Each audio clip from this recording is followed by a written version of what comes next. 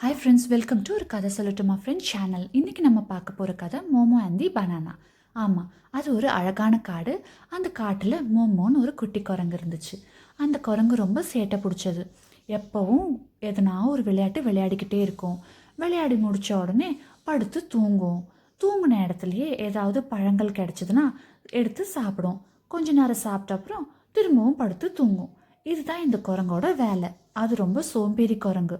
அதை சுற்றி ஏதாவது விலங்குகள் வேலை செய்கிறத பார்த்தா, ஆமாம், இந்த எறும்புக்கும் அணிலுக்கும் எந்த வேலையும் இல்லை. எப்போ பாரு ஏதாவது ஒரு வேலை செஞ்சுக்கிட்டு ஏதாவது ஒரு உணவுகளை சேமிச்சுட்டு இருக்கிறது தான் இதுங்களுக்கு வேலை அப்படின்னு சொல்லிட்டு இது திரும்பவும் படுத்து தூங்கும். தூங்கி எழுந்திரிச்சு விளையாடும். இதுதான் இந்த குரங்கோட டியூட்டி.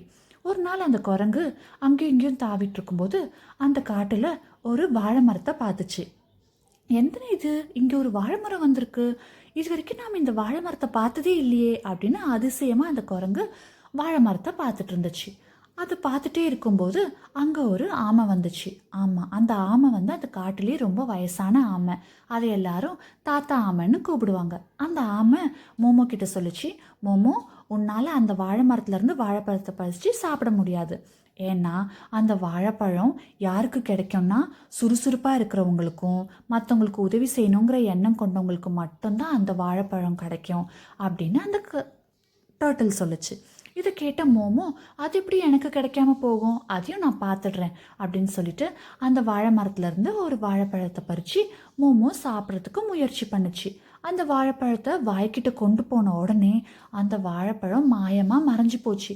இதை பார்த்து மோமோ இன்னும் நிறைய பழங்களை பறிச்சுது. அந்த பழங்களும் அப்படிதான் மோமோ சாப்பிட போகும்போது மறைஞ்சு போச்சு. இதை பார்த்த மோமோக்கு ரொம்பவே கோபம் வந்துடுச்சு. அது அந்த மரத்தில் இருந்த எல்லா பழங்களையும் கோவத்தோட பிச்சு எரிஞ்சிடுச்சு. அப்படி கோவத்தில் இருந்த மோமோ கிட்ட ஒரு அணில் வந்துச்சு. அந்த குட்டி அணிலில் மோமோவோட கைகளை பிடிச்சிக்கிட்டு, மோமோ, எனக்கு ரொம்ப பசிக்குது, எனக்கு சாப்பிட ஏதாவது கொடுக்குறியா ப்ளீஸ், எனக்கு அம்மா ஊருக்கு போயிருக்காங்க, எனக்கு ரொம்ப பசிக்குது அப்படின்னு சொல்லி அணில் ரொம்ப அழுதுச்சு. அதை கேட்ட மோமோக்கு ரொம்ப மனசு இலக்கி போச்சு. அந்த அணிலுக்கு சாப்பிட ஏதாவது கொண்டு வந்து கொடுக்கலான்னு சொல்லிட்டு ஆப்பிள் மரத்துக்கு போய் ஆப்பிள் பழம் பறிச்சுது. அதுக்கப்புறம் வேற என்ன கொடுக்கலாம், அணிலுக்கெல்லாம் கொய்யா பழம் ரொம்ப பிடிக்கும்ல அப்படின்னு சொல்லிட்டு கொய்யா மரத்துலேருந்து பழம் பறிச்சுது. அப்படியே தேடிட்டு போய் திராட்சை தோட்டம் கண்ணில் பட்டுச்சு. திராட்சை தோட்டத்துக்கு போன மோமோ 2 திராட்சையை பிச்சு தானும் சாப்பிட்டுட்டு அந்த அணிலுக்கும் கொஞ்சம் எடுத்துக்கிச்சு. அப்புறம் ஆரஞ்சு மரத்துலேருந்து ஆரஞ்சு பழம் பறிச்சுது. அதையும் தானும் ருசி பார்த்தது. நல்லா இருக்கிற பழத்தெல்லாம் அணிலுக்கு எடுத்துக்கிச்சு. அப்புறம் சாத்துக்குடி மரத்துலேருந்து ஒரு சில சாத்துக்குடி பழங்களை எடுத்து அது ஒரு பேஸ்கெட்டில் போட்டு வச்சுக்கிச்சு. அதுக்கப்புறம் என்ன எடுக்கலான்னு யோசிச்ச அணிலுக்கு கிரவுண்ட் நட் கிடச்சிச்சு. ஆமாம், கலக்கா கிடச்சிச்சு. வேர்க்கடலையை பிச்சு எடுத்த மோமோ இது எல்லாத்துலேயும் ஒரு பேஸ்கெட்டில் சேகரித்த பழங்கள் எல்லாம் கலெக்ட் பண்ணிவிட்டு, கண்டிப்பாக அந்த அணிலுக்கு இந்த பழங்கள் எல்லாம் ரொம்ப பிடிக்கும், அது இதெல்லாம் பார்த்த உடனே ரொம்ப ஹாப்பி ஆகிட போகுது அப்படின்னு சொல்லிட்டு மரம் விட்டு மரம் தாவி அணில் இருக்கிற இடத்துக்கு மோமோ போச்சு. அந்த பழங்கள் எல்லாத்தையும் கொண்டு போய் அணில்கிட்ட கொடுத்து, இந்த அணில் குட்டி சாப்பிடு, உங்கள் அம்மா வர வரைக்கும் இது உனக்கு பசியாத்தோம் அப்படின்னு சொல்லிட்டு நிறைய பழங்களை அணிலுக்கு சாப்பிட கொடுத்துச்சு. அது எல்லாத்தையும் அணில் குட்டி ரொம்ப ருசிச்சு சாப்பிட்டுச்சு.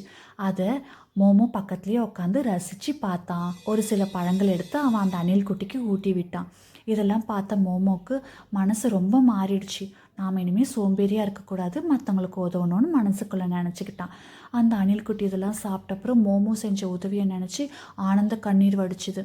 அப்புறம் மோமோ, அழாத அணில் குட்டி, உனக்கு நான் இருக்கேன், நீ இப்போ பழங்களெல்லாம் சாப்பிடுன்னு சொல்லி சாப்பிட கொடுத்துச்சு. அப்புறம் அணில் குட்டி எல்லா பழங்களையும் சாப்பிட்டுட்டு மோமோக்கு நன்றி சொல்லுச்சு. அங்கேருந்து கிளம்புன மோமோ காட்டு வழியாக நடந்து போயிட்டுருக்கும்போது திரும்பவும் அந்த வாழை மரத்தை கடந்து போகிற வாய்ப்பு கிடச்சிச்சு. அப்போ அங்கே நின்ன மோமோ அந்த மரத்துக்கிட்ட சொன்னான், எனக்கு இப்போ தான் வாழை மரமே புரிஞ்சிச்சு, இனிமேல் நான் சுறுசுறுப்பாகவும் மற்றவங்களுக்கு உதவியும் செய்வேன் அப்படின்னு சொன்ன உடனே அந்த மரத்துலேருந்து ஒரு வாழைப்பழம் கீழே விழுந்துச்சு.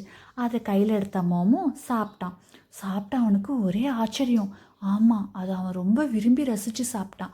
ஏன்னா அவன் வாழ்க்கையில் இது வரைக்கும் அந்த காட்டில் இப்படி ஒரு சுவையான வாழைப்பழத்தை அவன் சாப்பிட்டதே இல்லை. அவன் ருசித்து சாப்பிட்டுட்டு இருந்த சமயத்தில் ஆமை தாத்தா அணில்கிட்ட என்ன நடந்துச்சு, பழங்கள்லாம் சாப்பிட்டுட்ருக்கியே, உனக்கு எங்கேருந்து கிடைச்சிதுன்னு கேட்டப்போ அணில் நடந்த எல்லா விஷயத்தையும் ஆமை தாத்தா கிட்ட சொல்லுச்சு. மோமோ தான் தனக்கு உதவி பண்ணுச்சு அப்படிங்கிற விஷயத்த கேட்ட ஆமை தாத்தாக்கு ரொம்ப மகிழ்ச்சி ஆயிடுச்சு. ஆமை தாத்தா மோமோவை ரொம்ப பாராட்டினாங்க.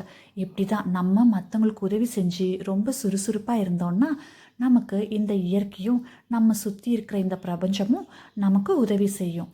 மோமோ மாதிரியே நீயும் மற்றவங்களுக்கு உதவி பண்ணு, சுறுசுறுப்பாக இரு அணில் குட்டி அப்படின்னு சொல்லிட்டு அணில் குட்டியை மோமோவையும் 2 பேரையும் வாழ்த்திட்டு ஆமை தாத்தா அங்கேருந்து புறப்பட்டு சென்றார்.